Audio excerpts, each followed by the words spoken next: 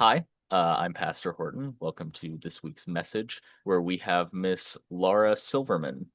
Welcome in. Thanks so much. It's so nice to meet you and to be on today. Yeah, absolutely. So we talked a little bit before about who you are. If you'd like to just tell us who you are and a little about your message, and I might have some questions after. Sure. Thank you so much. So, I'm coming to you guys with, sort of a heavy heart, but also a joyful heart.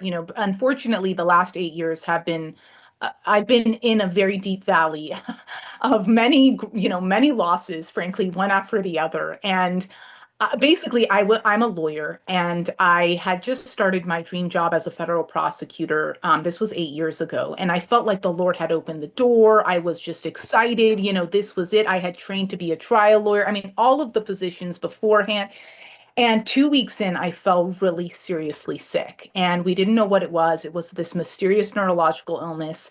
And long story short, I had to resign, and it was devastating at the time because I had studied for this my whole life. I'm a very type A person. Like I love learning and I love just doing, and so, but long story short, after resigning, I ended up on a bed, basically bedridden for 3 straight years without being able to move, with my mother nursing me, basically providing for all my needs. So I went from like high-powered lawyer to like basically just needing all my needs taken care of. And the Lord was with me the entire time. And I mean, there was so much in my emotional journey, as you can imagine, just like wrestling with the Holy Spirit, all the Job type questions, because I lost my health and I lost the career. I mean, it's been 8 years now. I have not practiced law and I do miss it a lot. But there came a point where I really felt like the Lord was saying, this is like a Paul's thorn in the flesh situation. And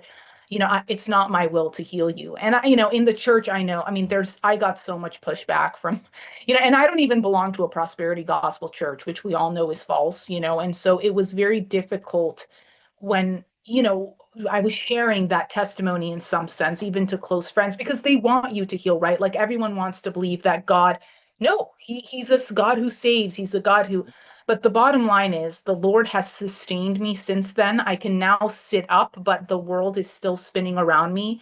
But basically, it's a neurological illness that stems from my ear, and my ear is giving my brain faulty signals about where I am in space. And I've been hospitalized multiple times. The doctors don't really have answers. We've tried the treatments. I mean, we've tried maybe 150 treatments. The point is, the Lord has sustained me and given me so many insights about why he allows suffering. And he's been so close. Like Psalm 34 is so true. And I never experienced this intimacy with Christ before I got sick. Like Psalm 34 says he is near to the brokenhearted and saves those who are crushed in spirit. And I'm here to tell you all that that is absolutely true. And I wrote a book actually. I just released it last month. And it's actually an Amazon #1 bestseller now, which I'm so proud of. And I did Congrats. not expect that. Like I hit #1 in two categories, Christian marriage and Christian death and grief.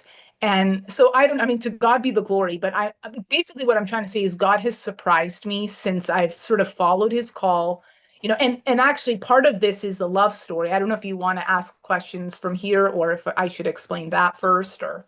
Well, actually, I want to make a point, which is, first, God allows suffering to happen, right? I mean, he does.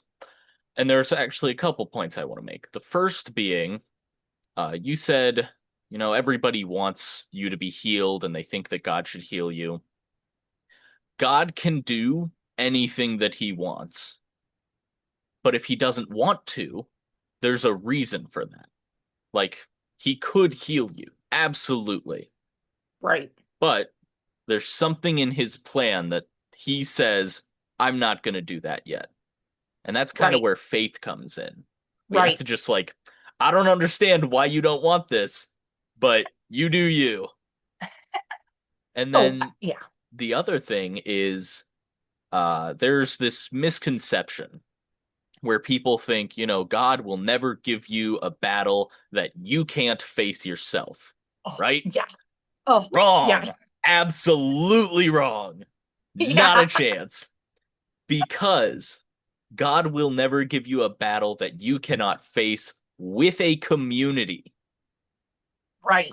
The church is I've debated with other people about this. It is my understanding that the church is not the building, it's the community. Oh, So, totally. so God will not give you a challenge that you can't face with the church, with that community of people. You, any of us, can't face everything alone. Absolutely not. Yeah. First, we need God. Absolutely. And second, we need other people to help us, to sustain us. God created us to be social creatures. We can't be solo. Yes. And I'll get off my soapbox now, but um, well, here's a segue. You said it's a number one bestseller in Christian marriage. So, what's that about? Yeah, so basically, Alex, like 3 years into being bedridden, I this guy from my church starts calling my mom saying, "Can I come over to encourage, your daughter?" Because I don't know, I guess he was praying for me, and I mean my whole church was praying for me. And so I was like, "Okay, fine. Like I'll just let someone into my house. This is so embarrassing. I'm literally on pajamas 24/7 like anyway, I mean, so he comes over, we start talking. He gives me a theology of suffering. He's really like kind of like a spiritual like landing board where I was shooting out questions. I was kind of cross-examining him, frankly, because Mhm. he was kind of like God's representative to me, because that was a moment when I was extremely bitter with the Lord. Like, I can't take this anymore. I've been slapped on a bed for 3 years. Where is this going? Like, am I going to die? Like, I don't, it was just a very bleak moment. And the Lord brings in this man, and long story short, like, and we knew each other. We had gone to Christian camp together, but it was totally, I mean, it was totally casual. And yet all Yeah. of a sudden we just, after maybe about, I don't know, 7 visits of just debating and discussing, I don't know, we just realized that we were just having such a great time and kind of crushing on each other. I mean, I don't know how else to put it. Like the guy, and this guy was a biochemical engineering PhD. Okay, we're talking brilliant. I had prayed. I was single for so many years, and I'm a romantic. I had prayed desperately for a husband, and here comes this man who's so smart. I felt like, and godly. So the plot twist is he had just been diagnosed with terminal cancer. Okay, so he's visiting me. It's helping him to talk about a theology of suffering, because I think it was helping him through his trial, but it's Uh-huh. also helping me. And so we just started falling in love, and we were like, is this even wise? Should we? I mean, Matt had stage 4 cancer, but Matt had such strong faith. Like, he was willing to die for God's glory, like tomorrow, but he was also a very, like, why not kind of guy. One of his favorite verses was Ephesians 5:16, which says, make the most of every opportunity, for the days are evil. And so Matt was just convinced, like, let's just keep walking forward, like, see where the Lord leads us. I mean, he was protecting my heart. So we did not walk into this hastily. No. And the more we prayed, we felt like God was saying explicitly, take this joy in both of your griefs. So we had this amazing wedding. And our wedding verse was Isaiah 43:20, which is all about how God gave the Israelites streams of water during their time of desert suffering. And the same principle applies to us today. And our basically testimony at our wedding was, look, God brought us together through our suffering while Lara is still bedridden 60% of the day. And Matt is still dying of cancer. I mean, being hospitalized every few months with whatever crisis was coming. And we had this beautiful 1 year of marriage. And then he went home. God took him to go home. But after Matt died, God called me to write a memoir. And I was telling you earlier that it was not on my radar. I've never wanted to be an author, but I love comedic writing. I love writing. I love, because I've written many legal briefs, Oh but yeah. this was a whole other beast. And I really enjoyed it because I'm also an actor. So I tried to kind of make it like not quite a screenplay, but I tried to make it theatrical and cinematic. And, for those of you who actually buy the book, you'll see what I mean. But I I basically feel like God called me to write it almost as a to help other sufferers because I've learned so much. Like first lost the health, then the career, then the husband. I mean, how much more, Lord? And but I have been honest in my memoir because I wanted people to see the genuine wrestling. Because I feel like a lot of times Christian books, it's like, and I'm not trying to be mean to other writers, No, but it's like no. people want to see the fight. Like I don't want to read like after the fire. I want to read what's your view in the fire? Like, are we to have joy in the fire? Can we? Yeah. Is it realistic? What's the fight? So I kind of bore my heart on those pages. Yeah. Um, I I definitely think it's important to look in the fire because it's easy to say after the fact, hey, I made it through this and now I'm doing fine. Yeah. But to somebody who's going through that, they're like, Oh, okay, I see the end. What was the middle? Like, yeah. how did you make it through that? And there's a couple of things that I want to discuss. The first of which is I'm not sure if you talked about it earlier before the recording started or during it, but you talked about being bitter. Oh, yeah. Being bitter, being mad, be questioning God, that's all okay. I think people don't talk enough about, Oh, and you that's, go to yeah. God in prayer and say, God, why? You're being a little bit mean right now. And just being honest and 100% brutal with him because he knows us. He knows our hearts.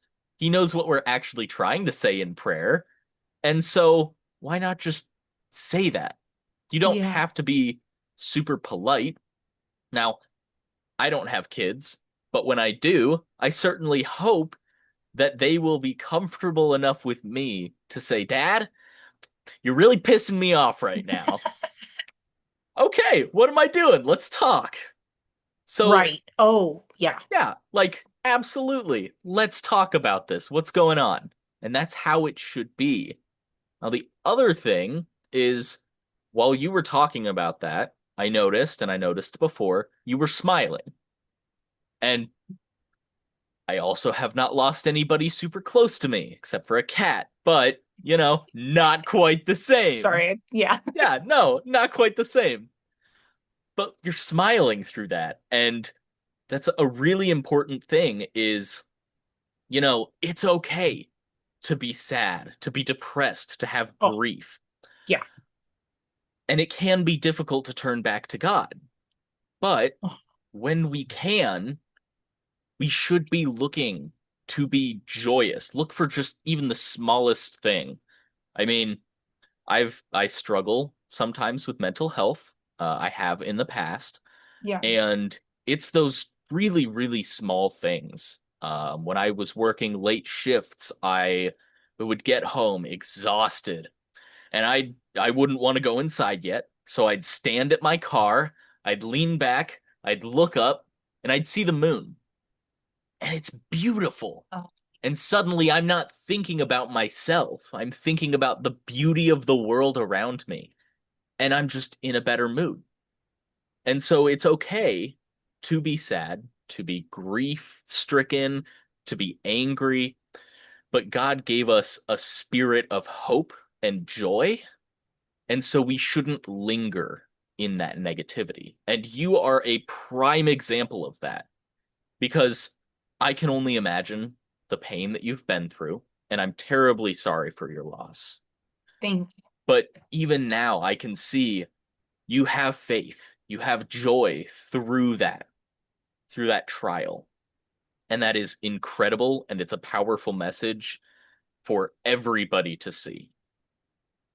Thank you. That's just so kind. And I do want to say, like, you guys are seeing me at the tail end of 8 years. And so I want to encourage someone out there who's listening, like, don't think I'm here on my soapbox, like, oh, it's all smiles and butterflies. Like, you have to read my book because I was brutally honest about my struggle with the Lord. I mean, I feel like I said the things that we don't want to say, and in a God honoring way, but I was just brutally honest with the Lord.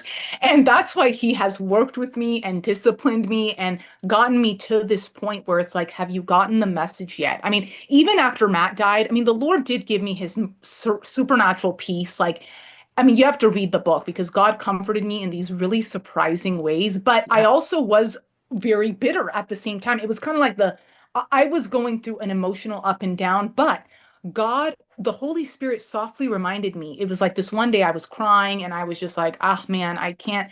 And my daily devotional that day was like, oh, how quickly we forget how we are to savor, what's good, even while grieving Hmm. what's gone. And I was like, it was like light bulb. The Lord was reminding me yet again, sorrowful but rejoicing. And I stood up and I went into the kitchen and I was like, Dad, I need to just, and I started this Armenian comedy show on Instagram. And it was like this therapy. I don't know where the idea even came from, but it was like I needed to act because I love acting. So what I'm Yeah. trying to say is God even met me there by giving me a new avenue of joy, Yeah. through the comedy to say, even though I was crying at night missing Matt during the day, I would make these comedy clips giving people joy on Instagram.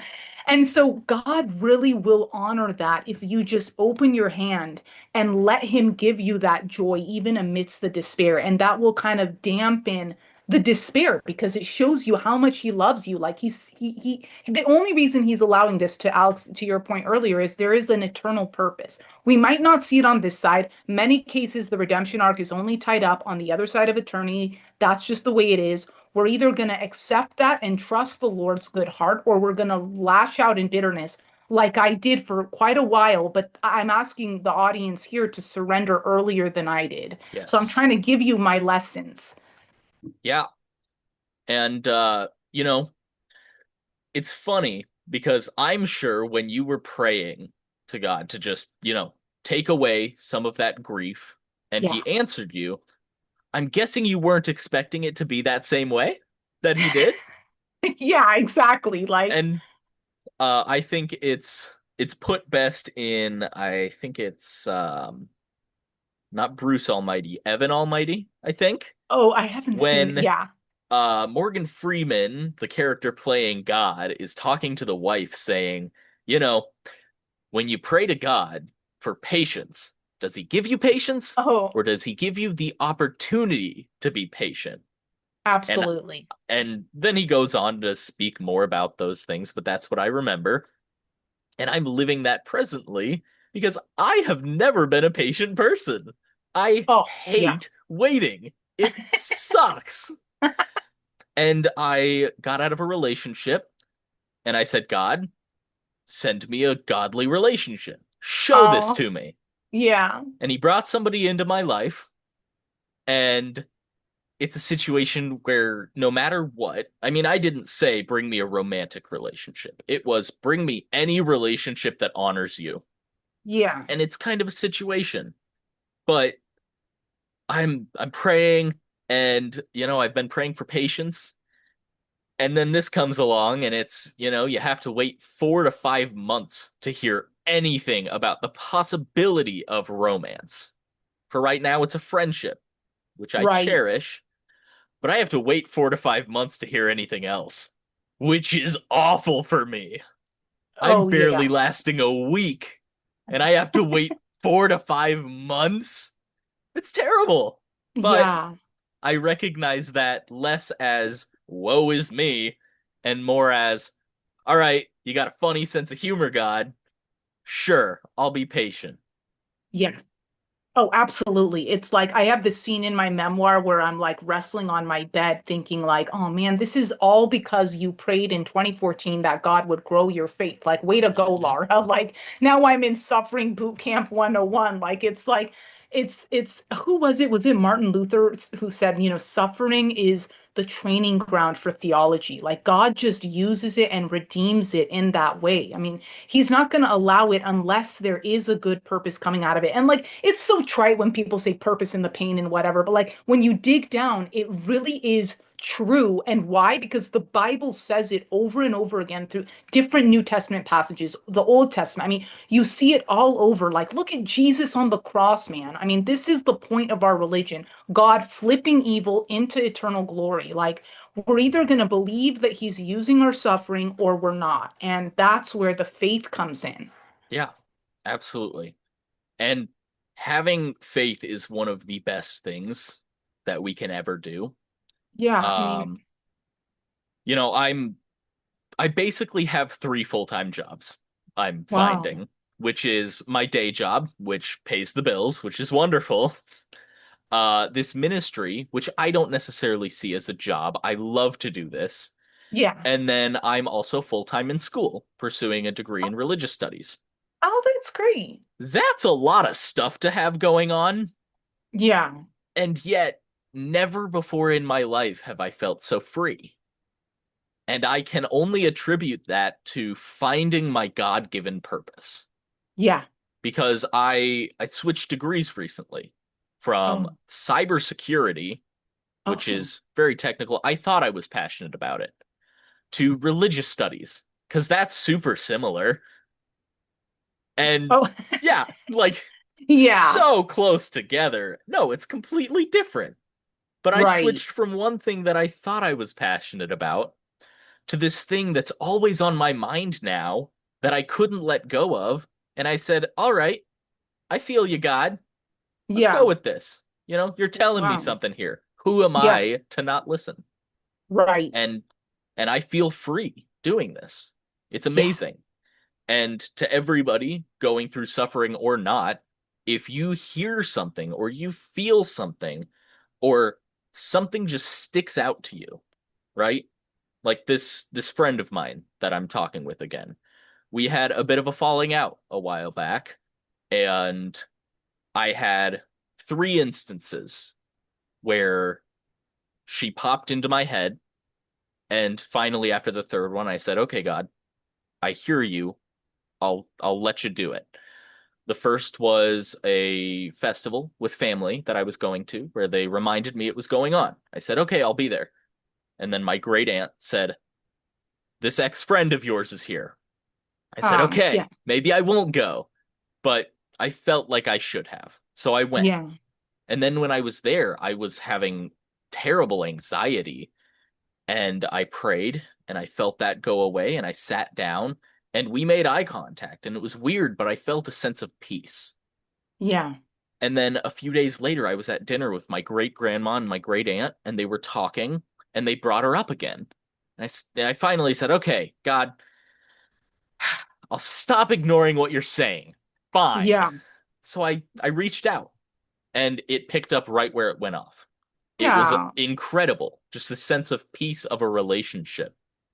And I, totally. I hate the English word for love because typically it means romantic, but Oh, this was yeah. a deep connection. It was deeper than just like, oh, we're friends. Like it was a platonic love Oh, because we just connected right yeah. back where we left off. And it was incredible to see that. And I truly Yeah. think God meant for me to find that. Oh, totally. I mean, that's where I mean, when Matt started visiting me, I mean, we were just friends, and but it was deeper because we were both grieving, right? So it's like Yeah. going through something, deep, you kind of bond, and it sounds like your situation is similar also. It's like, and I don't know, like for you, like that's good for you because it's like hard to like bring down our pride, like especially as the guy, like, oh man, I have to, Oh, yeah. so it's like good for you because, yeah, just I hope that it turns out well for you. Yeah, it's first, it's not easy to get over that pride, right? Oh, yeah, And here's a message to everybody, but especially the men. It's not easy to get over pride. Just take a breath, pray, ask God for strength. Because that's what I did, yeah. and here I am. And then you have to be able to admit when you were at fault, which is Oh, yeah. also not easy for That is not anybody. easy. Saying, hey, I was wrong. That hurts Yeah, because you have to say, especially like mine was a year in the past. I had to say, for the past year, every time I did not decide to go back and try and rebuild that connection, I Yeah. was wrong. Right. Every single moment, I was wrong. And that sucks. Yeah. And men and women, but especially men, emotions are okay. God gave them Oh, to us for a reason. yeah. We struggle with them. I have difficulty crying because of our society. I have difficulty shedding tears. Wow. But I implore you to open your hearts to God because he gave you these emotions. Feel them. Because if society says we shouldn't feel our emotions, God gave us those emotions. Who is society to say God messed up, you shouldn't have those? Screw Right. that. Cry. Cry, scream, be angry, be bitter, and then remember to be joyful. If for no other reason than God gave you the ability to feel those emotions. Boom, right there. Reason to be happy because you can be angry or sad. It's incredible. Uh, so we are just about out of time, but your book, let's talk about that. So, Yeah, sure. So I mean, so I published it last month.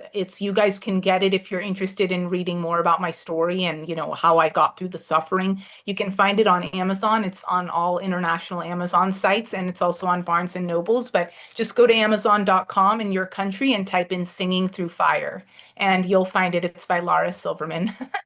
yeah, absolutely. Uh, so everybody, I will at least be checking that out.